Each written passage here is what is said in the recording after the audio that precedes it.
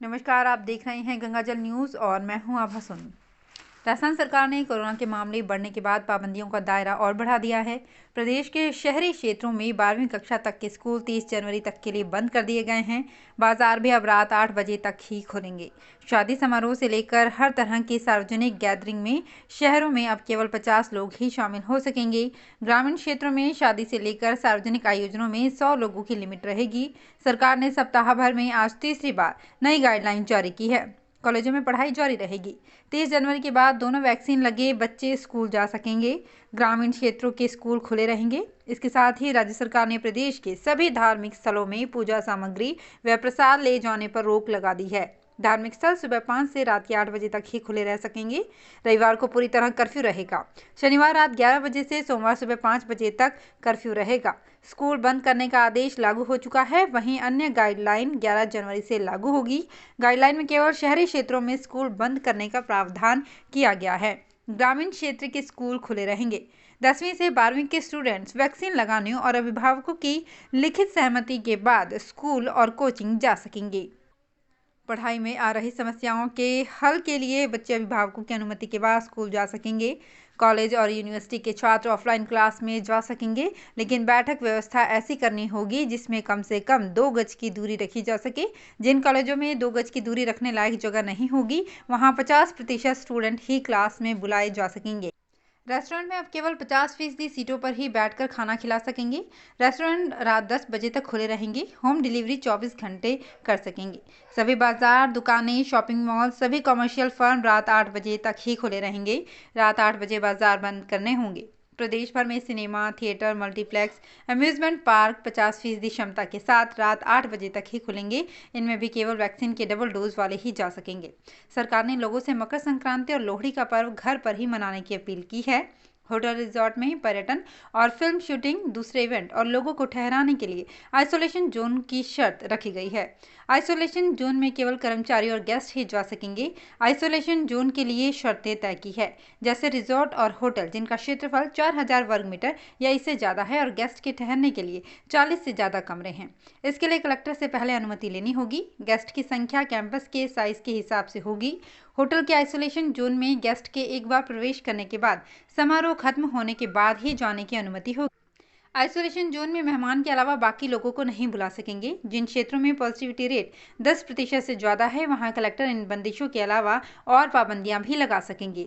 इसके लिए green, yellow और रेड जोन के हिसाब से फैसले लिए जाएंगे।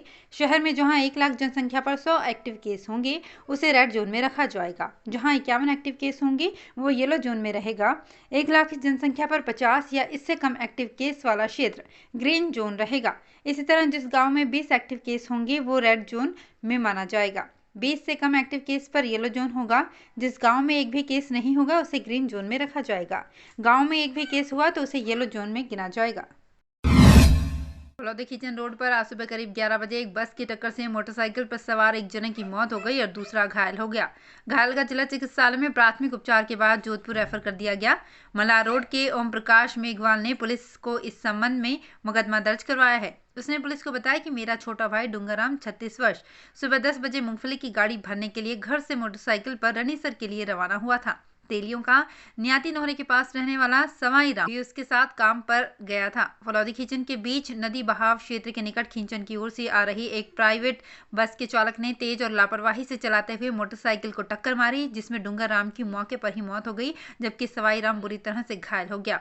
उसे सरकारी अस्पताल फलौदी पहुंचाया गया, जहां से प्राथमिक उपचार के बाद जोधपुर रेफर किया गया। पुलिस ने घटनास्थल पर पहुंचकर मौका मुआयना किया और बस को जब्त कर लिया। चालक बस मौके पर ही छोड़कर भाग गया। पुलिस ने आवश्यक कार्रवाई के बाद शव परिजनों के सुपुर्द कर जीवनदायिनी इंदिरा गांधी नहर में फरवरी माह में प्रस्तावित 70 दिनों की बंदी को लेकर पीएचईडी ने जल संग्रहण की तैयारियां प्रारंभ कर दी है। विभाग का प्रयास है कि जल संग्रहण किया जाए ताकि बंदी के समय में पेयजल आपूर्ति में किसी प्रकार की परेशानी का सामना नहीं करना पड़े। इसी के दृष्टिगत और मेंटेनेंस के अन्य कार्यों के चलते शहर में 11 जनवरी को जलापूर्ति नहीं की जाएगी। पीएचईडी के एक्सीएन संजय माथुर ने बताया कि नहरबंदी के लिए आवश्यक जल भंडारण तथा filter plant, pump house, pipeline के संधारण आदि कार्यों को करवाने के लिए शहर में 11 जनवरी को जलापूर्ति करना संभव नहीं हो पाएगा।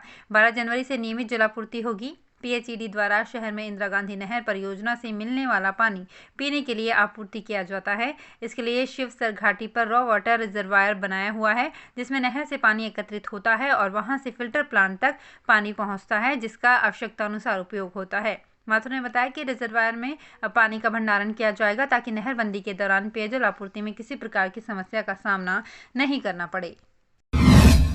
बिठड़ी गांव में एक किराएदार फौजी के मकान में कल रात अज्ञात चोर सामान चोरी करके ले गए। बिहाराम मास्टर के मकान में रह रहा फौजी कल ही छुट्टियां लेकर गांव गया था। रात को चोर उसके कमरे से 2 सोने की अंगूठियां, 1 चांदी की पायल और नाक का सोने का कोका चोरी करके ले गए। सामाजिक कार्यकर्ता शांति देवी ने बताया कि पिछले कुछ समय से चोरियां हो रही है। उन्होंने आशंका जताई कि इन चोरियों के पीछे स्मैकियों का हाथ हो सकता है। शाम को हेड कांस्टेबल खुमाना राम ने मौका मुआयना किया और चोरों का शीघ्र पता लगाने का आश्वासन दिया। विश्व हिंदू परिषद व उसके अनुषांगिक संगठनों बजरंग दल, मातृशक्ति, दुर्गा वाहिनी की जिला स्तरीय बैठक का आयोजन किया गया।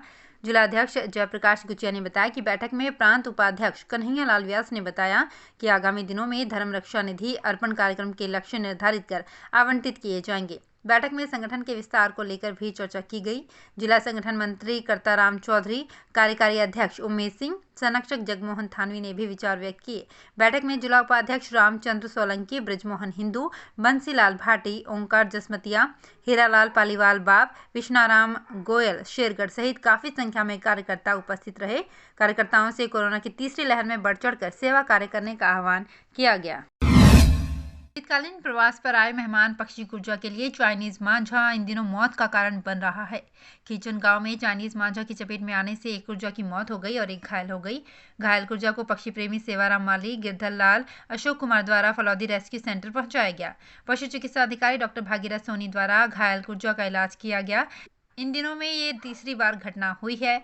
कुछ दिन पहले फलौदी एडीएम हाकम खान एवं फलौदी एसडीएम अर्चना व्यास द्वारा मौका मुआयना किया गया था और पुलिस प्रशासन को आदेश दिया कि जहां भी चाइनीज मांझा बेच रहे हैं उनसे जब्त कर लिया जाए और कानूनी कार्यवाही की जाए। लेकिन चाइनीज मांझा धड़ल्ले से बिक रहा है। इस लापरवाही से कुर्जा की आए दिन जाने जा रही हैं। पक्षी विशेषज्ञ डॉक्टर सुमित डोकिया का कहना है कि इन दिनों प्रवासी पक्षी कुर्जा के साथ जो हादसे हो रहे हैं वो नहीं होने चाहिए। पुलिस प्रशासन को इसके खिलाफ सख्त कार्यवाही करनी चाहिए। मांझा चाइनीज हो या अन्य पक्षियों के लिए खतरनाक है, इसलिए इन पर रोक लगाई जाए। गंगाजल न्यूज के साथ बने रहने के लिए धन्यवाद। और हाँ, अगर अभी तक आपने गंगाजल न्यूज को सब्सक्राइब नहीं किया है तो सब्सक्राइब कर लें ताकि हर नई अपडेट हम आप तक पहुँचा सकें।